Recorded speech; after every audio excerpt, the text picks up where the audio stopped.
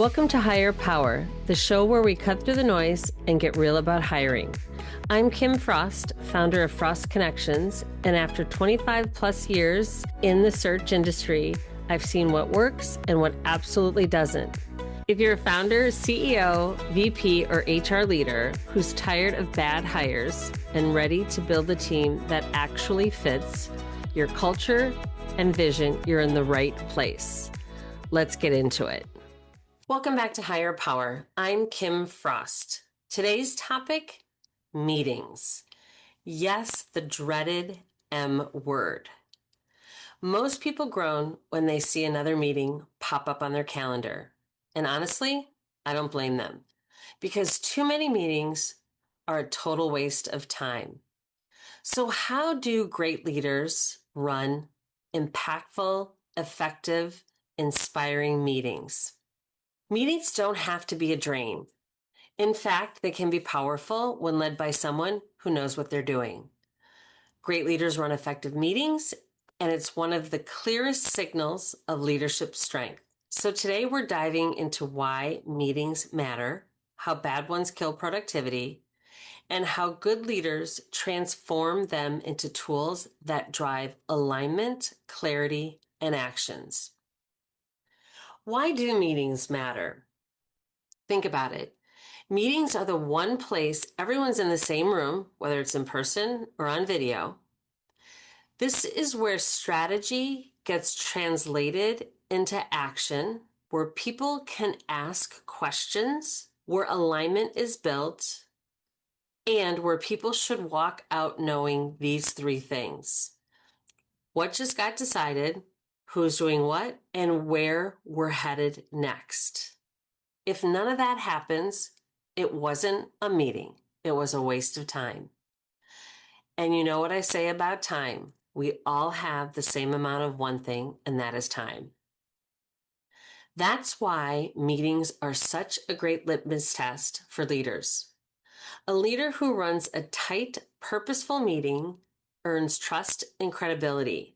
People respect their time. On the other hand, a leader who runs late, unfocused, or leaves people walking out with more questions or ambiguity, that's a waste. Their team stops listening. I was in one of the best meetings the other day, and Cliff Note, it was a 3-hour meeting. And there were over 30 people in the room. Our leader thanks Nick Anderson of One Accord. What did he do? 1, he started the meeting on time. He also went around the room so everyone's voice was heard and not just a few people who like to talk. He ended the meeting on time. But then he followed up with a summary of the meeting and action items for each of us. I left that meeting feeling energized. And did I mention it was a 3-hour meeting? So what are the common pitfalls? Let's talk about the stuff that makes meetings unbearable. 1, no agenda. That's like getting in your car and saying, let's just drive somewhere and see where we end up. Really? Talking just to talk. If you don't have something new to add, you're not helping. There are no communicated next steps. If people walk out asking, what are we supposed to do now? That meeting has failed. And don't even get me started on lateness. That's another one of my pet peeves.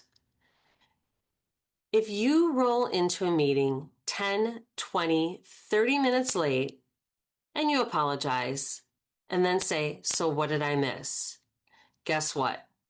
That whole group has to backtrack, wasting even more time.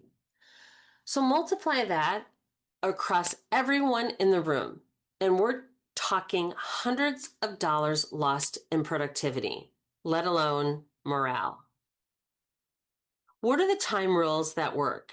Let me give you a few simple rules that you could instantly make your meeting more effective. And this is what I do. Start your meeting 5 minutes after the hour or the bottom of the hour. Then end your meeting 5 minutes before the top of the hour or the bottom of the hour. Why? Because we are not robots.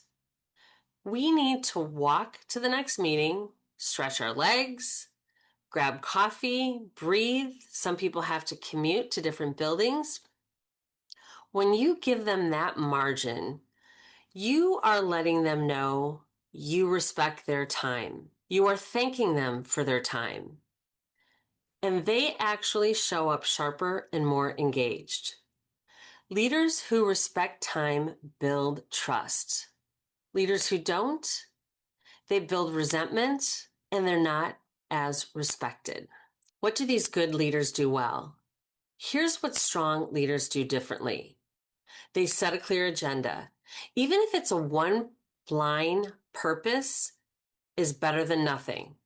Here's what we're going to decide on today. X. Done. That's it. Invite the right people. If someone doesn't need to be there, don't drag them into it. Respect their time. Encourage the right voices, not just the loudest in the room or the ones who like the mic, but the people with the most relevant perspective. And sometimes you've got to draw that out of people because people aren't as comfortable speaking up in front of a group of people. Keep a meeting moving. Parking lot distractions that don't serve the purpose, park them, move on. Summarize key takeaways. Don't assume people heard the same thing. Say it out loud. Maybe say it a few times. Assign next steps with accountability. Who's doing what by when? If that's not clear, the meeting has failed. And most importantly, end with a vision. Meetings should close with, here's where we're headed, here's how we're going to get there, and here's what I need you to do. That's leadership. That is exactly what Nick did. So why does this matter? Running an effective meeting isn't just about organization, it's about leadership credibility. If you can't run a meeting, how can you run a team or a business? Here's the payoff. Teams that walk away with clarity and action items are faster and more productive. Leaders who consistently run purposeful meetings earn respect. And organizations that value effective meetings actually get time back. Think about this. Here's an interesting stat. If 71% of meetings are considered unproductive, which they are, imagine the competitive advantage if yours are the exception. I've seen this play out with executives I work with. The best ones aren't the ones with the fanciest presentations. They're the ones who can pull a room together, focus a conversation, hold everyone's attention, and get everyone leaving with clarity and momentum. That's leadership. That's your culture. So here's my challenge to you. Look at your calendar this week. Every meeting you're leading, ask yourself these three things. Does my meeting have a clear purpose? Am I respecting people's time? And will people walk away knowing this vision and the action items, and they have learned more? We've got the ball moving in the right direction. If any of these answers are no, go back and rethink your meeting. Because meetings don't have to suck. When you lead them well, they become one of the most powerful tools you have as a leader. Think of it this way.